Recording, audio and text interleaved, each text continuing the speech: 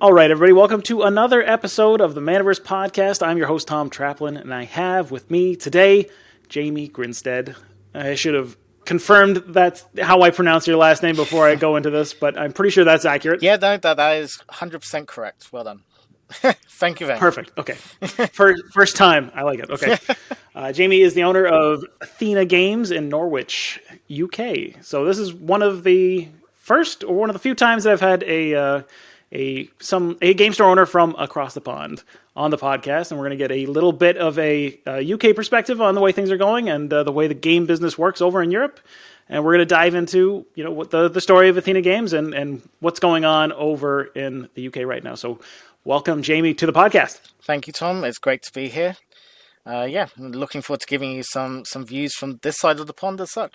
So looking forward to hearing about it. So before we jump into everything that's going on right now, what I like to start with usually is the origin story of how you got into this game business. Why did you create Athena Games? Like, why Athena Games? Why not something else? Tell us what led you to make that decision, and then the whole process of getting to where you are now. Yeah, sure, no problem. So basically, I think I've always wanted to have a game store. Growing up, it was something I always was interested in. I guess my background in gaming, I started in sort of Warhammer Fantasy, Warhammer 40k. I was more of a war gamer side of things. And then my brother, who we also run the store with, he's a few years younger than me. And he was getting into things like Yu-Gi-Oh! And things when he was younger. Because he was sort of that sort of age where it just sort of come out. And naturally I sort of picked some of that stuff up with him and sort of started playing those as well. Mm-hmm. And sort of going to do events and things around that as well. So that was sort of historical how I got sort of started in gaming. Then what happened was, Athena's been going 8 years now. And what happened was, so we were doing wargaming events mainly, as in traveling around to those. But my mum wanted to do some more traveling. So she wanted to go around Europe and to other countries as well, and around the country, just sort of explore. And the problem with wargaming is that you've got to have a big case to carry things around with. It's not something that's very transportable. So we actually started playing Magic at that point. So this is about 10, 11 years ago now. And we were traveling around and obviously going to all these places. So we'd been to Poland, we'd been to Strasbourg, Utrecht. We'd gone to all these different sort of locations and obviously places in the UK as well, like Manchester, Sheffield, so some of the big cities. And what we really noticed was Norwich didn't really have anything like that in terms of sort of some of these places had some really good game stores Fanboy Free in Manchester or maybe Patriot Games in Sheffield. Mm-hmm. And Norwich didn't really have anything of that sort of caliber or really sort of anything with much range. So we were sort of we were thinking about this and it was and we were just well, maybe we should try something. And obviously, so my mum sort of supported us a bit with sort of some of her knowledge and things. And then me and my brother do the actual running of it. So we decided, probably about 9 years ago that we actually decided we were going to set up. And then 8 years when we actually launched.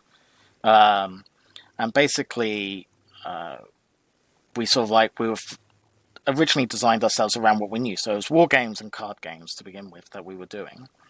And, we had to learn the other parts as such. So board games and role plays weren't really our thing at the time. So it's been quite an interesting experience from that sort of side. So having to, learn these things and realize actually some of the things that perhaps we'd be missing out on because we didn't have that sort of hub. We hadn't had any exposure to it. Mm-hmm. And certainly something now that, I'm really happy that we can provide that sort of place to people to sort of learn these games and experience all these different ways to play. that didn't exist before. So in terms of why Athena Games, so I've always had a thing for classics. So I love studying at school, and so Athena is the goddess of wisdom. So we wanted something that was sort of like, wisdom and strategy, and we sort of felt that really represented what we wanted more than, say, Ares, which is the god of war. We want a bit more thoughtful game rather than, just pound them as such. So that was part of the reason behind that. And also, it was still sort of the time when having a name beginning with A was still something that was like my mum thought was a good thing to have. So, because it makes you appear higher in the phone book or whatever, so or on the listings. But obviously less relevant now, but we really like the name, and we really sort of like that sort of aspect, that it's more about the strategy and, that sort of side of things. I like the theme. I like the idea behind, like what you were trying to, I don't know if there's a better word than theme. The brand, the style, the value that you're trying to represent. Like the idea of being like, wisdom is something that we want to kind of like put forward instead of, say, like, aggression or something like that in terms of war, right? Which is a little bit more common with the, especially like Warhammer and more 40K and miniature gaming. It's pretty much all combat, right? So wisdom doesn't necessarily come into play there. So I think that's an interesting take on things. I also like how you mentioned Fanboy 3. So you had a higher level of Game Store in mind that you wanted to kind of strive for. Like that was your aspiration, was to be like, I want to make something that's great, something that's been around for a long time and is really serving the community well. Yeah, definitely so. Rather than just maybe creating another retail space for gamers, right? Like it's I'm a slightly different goal at the inset. Yeah, so I definitely sort of like one of the advantage from traveling around to different stores, and I'd always recommend someone that was either looking to start up to do something like this, is you can sort of like get ideas of things that you would want to incorporate into your store. Not saying you have to like direct copy. I wouldn't ever direct copy another store's model because it's been personalized to their community, to them and things. But you'll naturally be like, oh, that event's a cool idea. Or, oh, they've done a really nice display or something here. Why haven't we thought to do something similar? You get those sort of like thoughts and feelings and sort of like, actually, maybe if I tweak this like this could really work for me as well. So I definitely sort of recommend anyone, if you have the opportunity and you're traveling around, to definitely go check out whatever game stores are around, because you'll always find there's something new or different experiences that you can sort of really sink your teeth into and sort of learn something new from. Yeah, no, I definitely agree. I've done my fair share of game store vacations where you kind of like, we're here in Maine. Let's go check out the game stores, right? We're here in Boston. Let's go see what's going on in Boston, right? Like you can do that while you're out. So it's a really good way to find out what other people are doing, and maybe take something back that you can then apply to whatever you're doing. Yeah, definitely. Like you said, but without like straight up. You don't want to just completely copy somebody, but using them as inspiration, totally great idea. Absolutely, go do that. Learn from whatever other people are doing, right? Like, and you can also, I'm sure you'll encounter your fair share of things that you probably be like, I don't want to do that. That's a thing I want to avoid. Those are the, that's also very valuable too, right? Just certain things that are like, that's not the way I want to do it. Okay, I won't do it that way. I'll go do it this way because I can see the results in front of me. Yeah, definitely so. But yeah, so definitely a good idea to go out and get some experience and see what other people are doing. I'd also recommend, check out what other businesses are doing. I remember, I believe it was the story of the Walmart founder. He used to go to other department stores and take notes about like, how they stock the shelves, and he was kind of a crazy person, but he would like literally measure out the aisle width to the inch and be like, oh, this is okay, this is how they do it. And like, that's how he optimized. Like, he knows exactly how many inches an aisle should be for his store to get like the perfect flow through. And like, if you can learn a lot by just kind of checking out other businesses and what they do, and even if they're not in the same industry as you, it's other retail operations. You can learn a lot from, even if they don't deal with tabletop games and the usual game trade stuff. Yeah, I mean, there's certainly we're actually quite lucky, I guess, as an industry, because we can borrow from so many different sorts of industries. So yeah, we've got the retail, we can borrow from them and how they display things. We've got hospitality, we can obviously see how they do certain areas as well. And we obviously have like the leisure sector as well, and sort of like see what the sort of like new and upcoming places are, how they presenting themselves, how they marketing themselves, that sort of thing.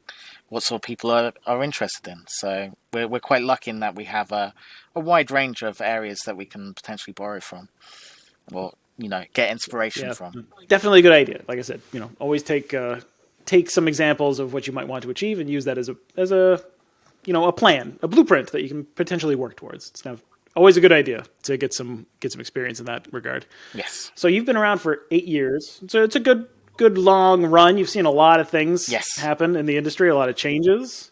You've had a lot of experiences. I'm sure a lot of ups and downs over that 8 years. Definitely. Especially over the last 2 years, probably. A lot of big changes. But so one of the topics that I do like to explore is both the wins and the losses. Sure. So in terms of, the experience over the course of the business, what is like one thing that stands out as if you could go back and be like, okay, I definitely don't want to, don't want to do that again. If we could undo that one thing and go in a different direction or something like that, like a mistake that you made, what's something that you would change if you could? Sure. So strangely, I'd partly say my current location. So going back to obviously how we started, we obviously started off with a reasonable store. It could seat about 40 people. But we quickly found that we ran out of space on some nights. So we started trying to think, and what do we do? And we made a play for a much bigger store. So that's our current location. So the advantage of our current store is it can seat 130 to 150 odd people. The downside of it is that it's not as well set out as a shop. So back when we picked up this store, the advantage is so a lot of the organized play programs were making pushes for bigger events. So as Wizards of the Coast, we were an Advanced Plus store, if you remember that, before Premium, and we Pokemon was doing regionals, Yu-Gi-Oh regionals, everything had these sort of big events that were sort of like 90 players plus to expect. And butts in the seats were definitely a major component of the organized play structure. They wanted big, popular, lots of people all in one space, which is obviously not much of a thing anymore. But yeah. So, but then what we noticed is then a few years later, beyond that, there was a real shift in how they all approached it. So you saw a lot more of sort of like, well, we're going to take away things from stores and make them more centralized. If they're sort of like, in terms of Pokemon, the regionals went back to being, they had things in bigger locations that they themselves were running. And to some degree, Wizards sort of did a U-turn on the way it was approaching organized play as well. Less sort of like the PTQs in stores or PPTQs or whatever the system was at that particular time. And more sort of like, the game stores where you learn to play and where you sort of like have your regular events sort of thing. But then sort of like your bigger events are going to be in these sorts of places. And one of the, obviously the problem with my store is when you come through the entranceway, it's got this sort of like split staircase and it goes downwards to the shop or upwards to the gaming hall, which means you lose some of that advantage of that opening sort of retail, what would be opening retail space, sort of the bit near the door, which is obviously quite key. Definitely, if I was choosing again now, I'd probably have chosen a different store if there was the option. The other problem is in the UK, at least, there's not a great selection of, at least back then, of store locations. Our property stock is quite old. In a lot of, like, if you want a city location, you're dealing with sort of like things that, used to be things that used to be combined with other things, or may have been combined with other things. It's not sort of like a designed retail space as such. So Yeah, you get to deal with the history and the heritage of the buildings that you're occupying, and exactly. sometimes they're a little weird. Yeah, so like this split obviously isn't ideal. It'd be lovely if it was on a nice all-in-one like level, or mainly on one level would be good. But we've obviously got to deal with this. We're over 3 floors overall, so it's a big old building, and it has a real TARDIS effect as well. You look at the front, it doesn't look that big, but it then really opens out behind as they've sort of like gathered places behind other places to sort of really expand out the store. So, in terms of what our biggest mistake with, I'd probably say it was that, because we, rather than building for ourselves, we built for what the organized play was saying we needed to have.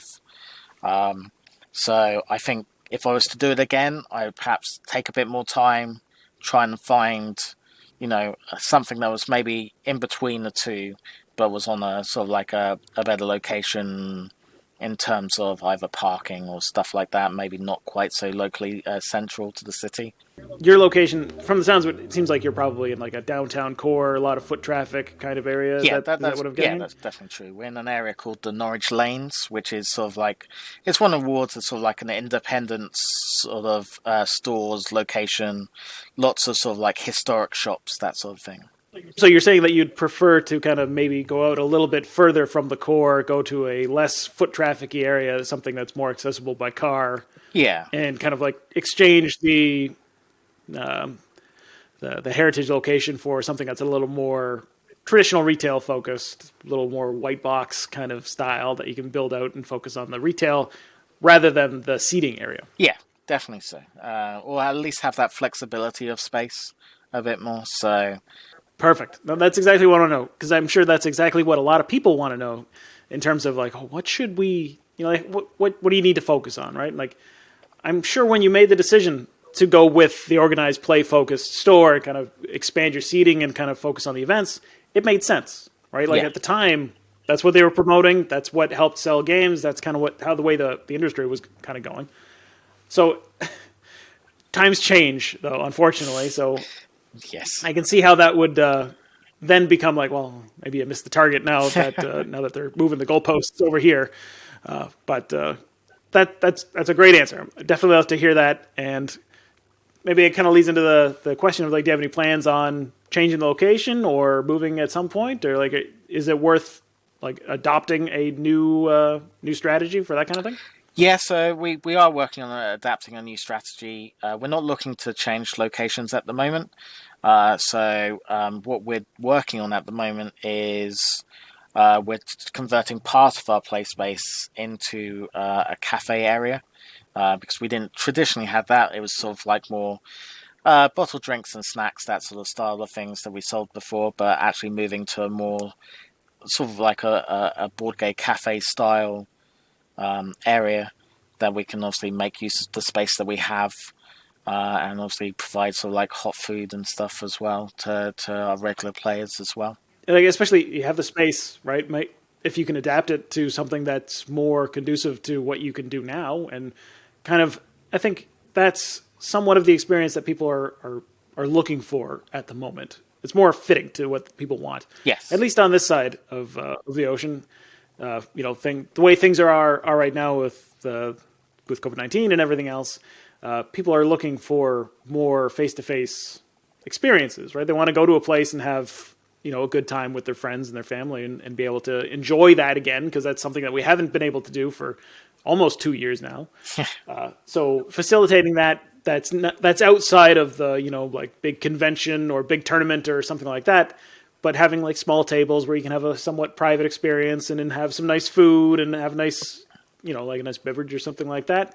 I think that is a really good model to build towards, assuming things don't change again, right? Like assuming some new variant doesn't come out of the woodwork and throw a wrench into those plans. If that's not the case and things start to open up again, I think that's a great direction to go in. Yeah, I mean, we're relatively lucky, so like retail provides a large part of our income as such, and we made a big effort when the pandemic, when we could see the pandemic coming, we made a big effort to sort of like move more to sort of like having that sort of like our website and things, because before we hadn't put much effort into our website. But then as we saw things coming, it was like, right, well, we've got to put the effort in now. This has to be, because you could see it coming to some degree, sort of back in sort of February time, as it was for us, sort of thing. Sort of start put that effort in to sort of like get all the products online and put pictures on, descriptions on, and things like that. So, and it actually really worked for us because we were able to keep selling throughout, because although they closed down retail stores, they still allowed us to do shipping from warehouses, and you could run a click and collect service from your store as well in the UK. It was very strange. You can't go into the shop, but they can bring things to you from the door, and it's like, okay, fine, sure. It's a weird way of doing business, but that's how things were done. No, times have definitely changed. So let's do the flip side. So we talked about the thing that you wanted to change. What's the thing that you've done over the last 8 years that you feel like is like, we nailed it? Sure. So conversely, I guess it kind of it sort of sits opposite the fact of our game store was so large. So Norwich typically doesn't get very many national events. Norfolk's quite a rural county, so like the joke is you sort of like see the sign for Norfolk and you've still got like an hour to go until you hit Norwich, so it's in the middle of nowhere and such, that little sort of like bit sticking out of the of England.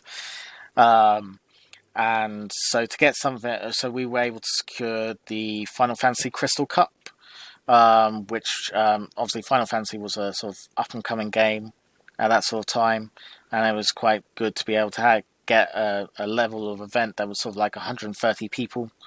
So this was sort of like the height, if you like, before the fall down of sort of like the size of the store. So it was quite nice to be able to celebrate that sort of size and be able to run that sort of size of event over 2 days in the store, and obviously all the logistics and things that went with it.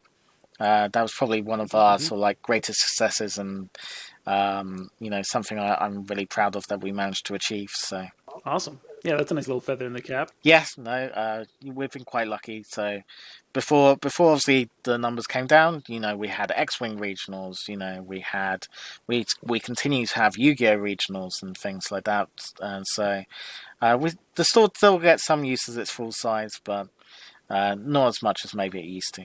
Hopefully that comes back. Yes. Hopefully at some point in the near future, we can kind of go back to that, because that, like I said, that's a lot of the experience that people want to have again. Oh, definitely. They want to go back to a normal life and have fun and be able to play with their friends and do all the fun competition stuff that they used to do. Yes. So in order to get to that point, you must have really, really supported organized play as a major endeavor in terms of the store. You wanted to really put a lot of effort and time into this in order to kind of get to that level, right? So how did you, just for Final Fantasy in particular, it's a bit of a niche game, right? It's not Magic, it's not Yu-Gi-Oh! Or Pokemon, it's not one of the big ones, right?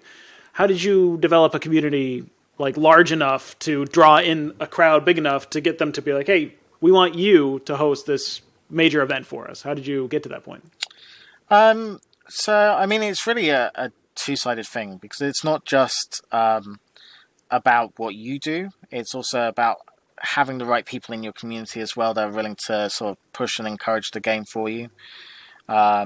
Certainly that was the case with Final Fantasy. We had we started off with a very strong core, and it was a real popular game from the get-go, largely due to its IP. Like, we ordered way more boosters than I thought we should do for like Wave 1, and we still sold out within weeks, and it was just okay. And it was that thing that it was a game that, because of its IP, was just so popular that I guess no one really saw that it was coming, and as well, you saw a bit of it was coming, but you didn't have any idea the scale of it as such. Sure. So the key then is trying obviously keep people engaged. Because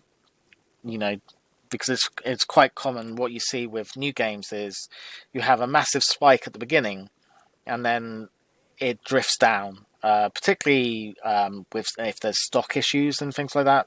So you have that sort of like first wave, and then it's like, well, there's no stock for 3 months because it's sold out super quickly.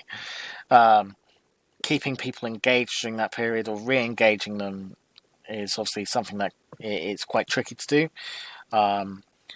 But it was quite lucky that we did have that sort of like solid core that were sort of always willing to sort of like push the game forward, encourage people to play, and sort of our side of things was like supporting them with that. However we could, sort of thing, whether it be sort of different events or learn to play days and things like that to sort of like keep growing the game. And these players then went on and they were traveling around and they were telling people about our store as well. So you sort of got that people were hearing about us from outside of our region, which is obviously sort of like some of the things when you're trying to get to a larger event. It's really important, and in some ways we're quite lucky. Part of obviously what we actually got a lot of people traveling from Europe for the Crystal Cup. So Norwich does have an airport. It's not necessarily the biggest airport, but it has a direct link to Amsterdam, so it has good links to the continent. And that also helped sort of like to secure the sort of bigger event because we had a lot of people flying from like Germany and places like that. So I think that was something that actually speaks volumes for the Final Fantasy community, in that they were willing to travel. You see a lot of games and it's like, well, the EV's not high enough. I'm not going to go to this. I'm not going to get enough back from it. Whereas, they were enjoying the fact that, they had these big tournaments on.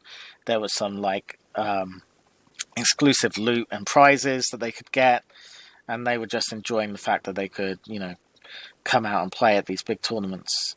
Which a lot of games, unfortunately, they don't ever seem to get the chance, So it was good to see it so well supported by the community. So it sounds like you had at least some number of basically like brand advocates, right? People who really liked the game and wanted to help other people like the game too. Yes, definitely. And they took that message and they started helping their friends and sharing it, and kind of it grew in an organic sense and like almost viral sense. Yes, to use the term in a weird way, or a weird point in time, but kind of in that sense, right? Like they took it and they multiplied it and they used it to attract other people.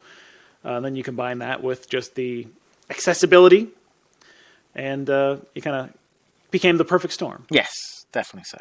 I think it's also pretty interesting to note that you mentioned that you kind of commented on the fact that they were just sort of happy to have this tournament, this ability to meet and come out and enjoy the game that they loved, right? That the community was just happy to have that. Yes. Right? Whereas others, maybe, like you said, the EV for certain events is not high enough, right? Like the attitude towards organized play in other game communities is not the same. They're not just happy to be there. It's not just something that they're enjoying because they have access to it and they didn't think they would otherwise. Yeah. I don't want to get into the point where I'm like, oh man, those certain people who only want, an ROI on their tournament and they want everything to be free. Like, I'm sure there are those customers, but it's interesting to note that some games have communities that are much more grateful just to be able to enjoy it. Yeah. And just have fun with their friends and then play the game that they love. Whereas others are a little bit more demanding on what they get out of the organized play programs. Yeah, I mean... if only you could identify those games up front, right? And know exactly which ones are going to be the winners. Yeah, I mean, it is the nature of things. There are going to be those games that do attract the more competitive players, and part of that may be down to their historic way that they've run organized play themselves. They've encouraged that sort of attitude within their games because that was, the intended route. You were going to play in this, and you're then going to qualify for that, and then you're going to, do that. And then it's like, well, how am I going to achieve this? Well, you're going to have to travel around to lots of tournaments. And it's like, well, how am I going to afford this? Well, now the tournaments need to be, paying for Yeah, you to need to it. kind of get your value out of it so that you can justify the expense of your travel, and then hopefully do it again, and or just be independently wealthy. You can just I can take time off whenever I need to go for a 4-day weekend to take a long drive to this big event, and no big deal to me. But yeah, no, I think the Magic community. I think that's the archetype for that, because that's how they started things off, right? Like the whole PTQ system, or the Pro Tour system, way back when they started things off, was a very interesting competitive environment, right? Yeah. Like the characters, the personalities that they had in the early days of Magic, who would compete at the highest levels, were to some extent they were exaggerated to the point of almost being like WWE characters. You had your villains, you had your heroes. These are the good guys. These were the guys who were like, they weren't, doing bad things, but they were not like necessarily the friendliest or nicest guys. And you had this drama on the high levels, and I think a lot of that bled down into the culture at large. That you had this this kind of in a competitive environment that you grew up in. So Yeah. maybe starting with a fresh slate, maybe that's actually a nice thing with newer games, that you have this opportunity to build a culture into your community. Yeah. Especially if you're the one kind of like fostering it yourself, right? Like a lot of it, I'm imagining, centered around your store, since you kind of developed this space and you developed these people and you kind of showed them how to play properly, how to play with each other, and then they took that and then went to other communities and showed them how to do it, and that obviously came back to you in the fact that they chose you for this big event. That's a nice little circular way of kind of getting back what you put into the community. Yeah, exactly. So, it's always nice to see sort of like efforts rewarded as such, or sort of like noticed at least. Yeah. So, it was really appreciated to be trusted with sort of like an event of that size. So what is, well, we kind of touched on it a little bit, but what is the number one thing that game store owners should be thinking about, in your opinion? What do you think? Let's start with maybe in Europe, from a UK perspective. Sure. What do you think other European EU stores should be kind of focusing on right now? I imagine some of it's probably still similar. So we're seeing margin squeezes over here, and you're obviously seeing less opportunity for that sort of like just-in-time restock as well. So that sort of ability to be like, oh well, our supplier will have that in, so I can run low to the ground on this particular line. So you're having to think a lot more about what do you keep in stock, and sort of maybe seeing a slight narrowing of the range of stuff you do keep in stock, and maybe you've got to think, well, do I keep in depth? And like the prices are increasing, wages are increasing here as well. So the national living wage, as they call it here, which is like the minimum wage, is going to be going up by, I think it's about 6.6% in April, we've been told, which is obviously a hefty increase. So you've got to really think about sort of like, and margins, our typical margin now, we get between like 35 and 40% on the games that we buy in. So often I see the Americans and talking about the margins they get, and I get a little jealous of the sort of levels that they can get on margins. I know obviously they're seeing shrinkages as well on their margins, but yeah, I'd love that level. But so the challenge is all about shipping delays. I feel the margin squeeze. And this holiday season, I think it's going to be about sort of like identifying. So you may run out of lines on some lines. It's going to happen. But what are the alternatives you can also offer people? So if it's not this, then that sort of thing. Having those, and having your staff clued up on what are the alternatives? If for example, a particular game is out, what other ones, if someone comes in looking, can you recommend them? And I think that's going to be quite key this year, at least. And hopefully, whilst the shipping delays keep happening. In terms of organised play, it's also playing havoc. Events are being delayed with a few days' notice. We've obviously probably seen the latest Pokemon pre-release for Fusion Strike that got moved back a week. So I think you're going to see a lot more sort of like last minute changes, and being able to adjust to those as a store is quite tricky. So definitely something that we're going to be working on, sort of like building that extra space in. So if something moves by a weekend, it's not like going to cause a massive crunch. Sort of like, because like we've had it before, obviously, when games have decided to run things on the same weekend. So like in my past, I remember, I think it was like Pokemon, Yu-Gi-Oh, and International Tabletop Day all falling on the same weekend, in terms of pre-releases, and it's like, oh, this is nice, and so it's sort of like messy. yeah, trying to make sure that we sort of like build in that sort of like, well, this event is meant to be here, however, there's like a 50% chance it's moving. And it's sort of like how you handle that sort of communication to customers as well, particularly those that may want to sort of like have to book time off work and things to maybe attend an event, say if they work the weekends or whatever. It's quite tricky to sort of like balance that approach, I'd say, and sort of make sure you're being honest with them. It's like, well, there is this opportunity that this may move. Like, we really hope it doesn't, but, there's a lot of things that are outside our control, the distributor's control in terms of that. And that is quite a tricky thing to deal with, because, like, everyone always assumes it's your fault to begin with, or they want someone to blame. Yeah, you're the front man, so... Yeah. So like, it's just making sure, you're being that sort of compassionate about it and sort of understanding on it. And then sort of like seeing what sort of alternatives you can come up for those that may not be able to make a new event or something. What I'm hearing is you need to be a knowledgeable advisor. You need to be able to say, okay, we're out. This thing is not coming back for a while for whatever reason. There's a million reasons at this point, but this isn't coming out.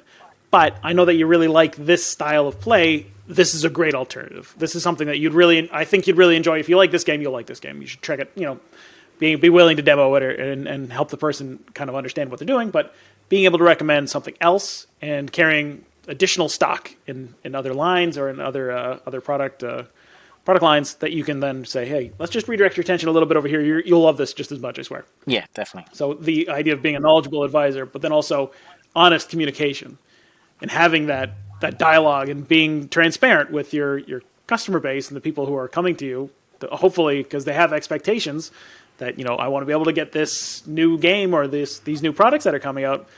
That's not always going to be the case, or at least not on the timeline that they're expecting. Yeah. And being open with what's happening and what's happening behind the scenes and how it's impacting your business, and trying to get them to understand and be on board with that and be okay with that. If you have that dialogue, you'll have a much easier time with the first part, where you can say, okay, well, this is why I'm not keeping the thing off the shelf to take it home to my place. Or, I'm not keeping it for myself. It's just, it's not here right now and it's not coming right now. But here's some other things that you might be interested in. Yeah, definitely so. All right. What's your favorite tool or piece of technology that you're using in your business right now that you can't live without? Strangely, I'm going to say it's a good EPOS system. So I currently use Shopify, but there are others that are out there. Over the last year and a half, that's been, I would say, invaluable. The fact that you can have all the information sort of like on your phone, on a laptop or something, wherever you are. So when there were like movement restrictions and things, you could obviously check, because we've got two locations. We've got a store and a warehouse, and we stock track both. So being able to sort of like be like, right, okay, so there may be one of these at the store for this customer that's asking about this, or there may be one in the warehouse, but not actually necessarily having to go there, obviously it's only as good as you put in, sort of in terms of like inventory and things, but that proved to be sort of like really useful, and having that sort of linked up ability with your stock as well between your website and your till system. also really good. So before we had the current system, we sort of like used to almost segregate warehouse stock that we were sort of like going to put online. Whereas this system is obviously much more fluid and allows sort of like a much wider range of our stock to be able to be sold online. And obviously being able to sort of like see how the store's doing whilst not necessarily being there every day is also something that's been really useful. Sort of like checking in and sort of like, oh, okay, what sort of day have we had? You know, what's been selling well, what hasn't been?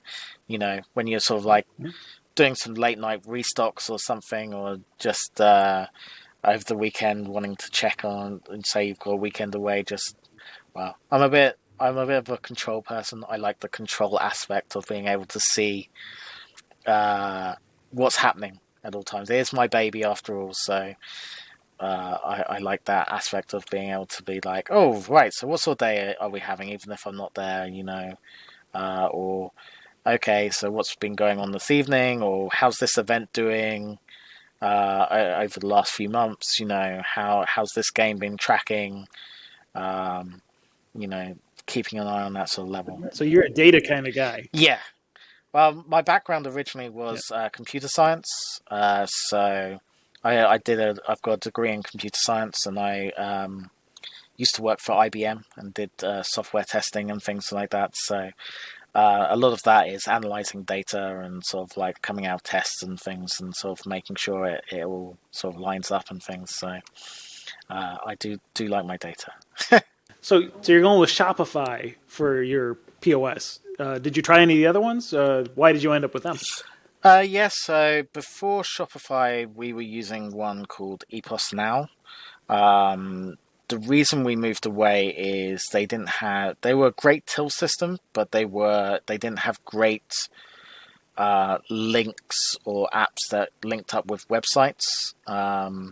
So they relied on third-party bridges, and I don't know if it was the number of SKUs we had or something, but those third-party bridges could not cope with the number of products that we had particularly well. So we made the decision. It was again towards the beginning of the pandemic. We always had Shopify as sort of like our online store side, but then we made the switch to full Shopify. Perhaps about the time of the pandemic starting. So to sort of like, it just made sense to have everything on the one system.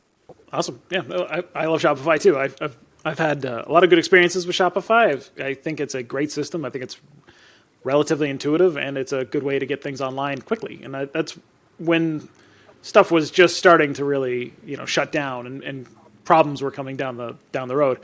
I was saying that Shopify was probably one of the easiest ways for stores to get their store. Like if they had nothing, if they had no e-commerce at all, it was like you probably just need a Shopify storefront. Like that's enough for you to start the process of doing online sales and shifting into this the new way of doing things, because trend's not going backwards.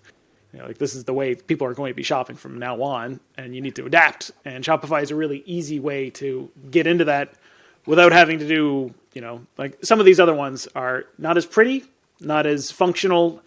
They don't not as functional from a commercial, the consumer perspective, right? Like Shopify has a really nice website design, right? Yeah. That's one of the things that made it really good at the beginning, was that it's very easy for customers to just log onto your site, and you don't have to do anything. You don't have to be a web designer to have a nice functional site that works on mobile as well as like a desktop, right? It's not hard from the owner's perspective. You can basically right out of the box, some of the themes that the Shopify comes with work just fine. Yeah. So yeah, I've been advocating for Shopify for a while. I'm glad to hear that it has worked out for you. One thing that I am curious about is, do you do single sales at all? Like in terms of Magic, especially. That's one thing that I'm wondering so about. We used to do single sales. So we did those. But we found they were quite time consuming, and we weren't always getting out as much as we were putting in. We felt, but also we were on another platform for singles back then, and they went through some major issues when they tried to move to using Amazon Cloud, and it ended up messing up entirely our singles inventory. And it became a case of, do I really want to relog all of this? Or do I just sell that off and then we'll come to it again maybe some point down the line if it's something we feel that we want to do. And basically, yeah, we decided actually we're going to ship this on. So we ended up selling it all. And then we were like, well, we'll come back to it again maybe when we can find a system that would work.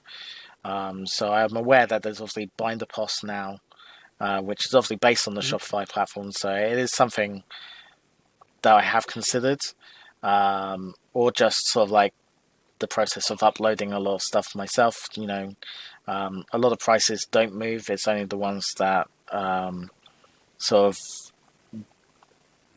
it's only the ones that are sort of like obviously, ban list announcement comes, this shoots up, or it's saying can play. You can actually probably set the price on a lot of singles just to remain the same, and then focus on that sort of subset of played cards, and you probably would be okay.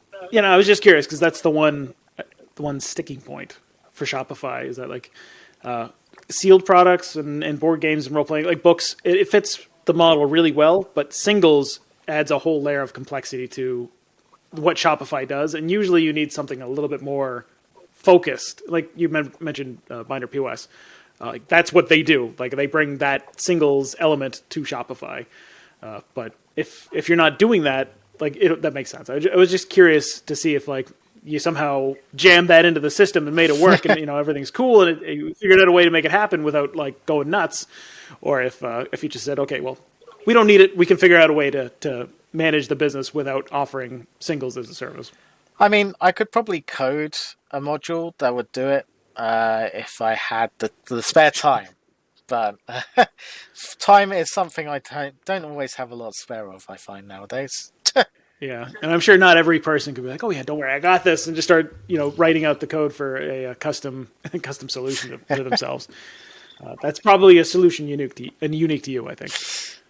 So, okay, so that great answer. I'm glad that you mentioned Shopify. I'm really happy about that. What would be your best piece of advice for someone who is thinking or who's planning on starting a game store of their own at some point in the future?